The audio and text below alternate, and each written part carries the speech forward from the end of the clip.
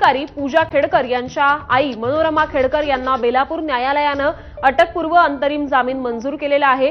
मंगळवारी त्यांनी बेलापूर न्यायालयात हजर राहून जामिनासाठी अर्ज केला असता न्यायालयानं त्यांना 13 ऑक्टोबरपर्यंतचा दिलासा आता दिलेला आहे।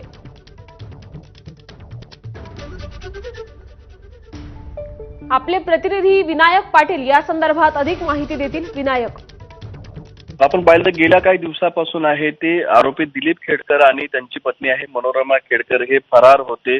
मात्र न्यायालयाने काल आहे ते मनोरमा खेडकर यांना अंतरिम अटकपूर्व जामीन आहे तो मंजूर केलेला आहे। ट्रक चालक अपहरण प्रकरणामध्ये आहे ते हा प्रकार घडलेला होता।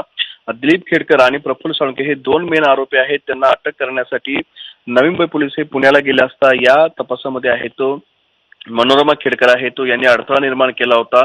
त्यांनी घरामध्ये आहे ते पोलिसांना प्रवेश करण्यापासून रोखलेलं होतं, त्यामुळे त्यांना सुद्धा सह आरोपी आहे ते करण्यात आलं होतं। मात्र आता त्यांना काल न्यायालयाने तो अटकपूर्व आहे तो जामीन मंजूर केला आहे, अंतरिम जामीन। बरं, ठीक आहे विनायक, धन्यवाद या सविस्तर माहितीसाठी।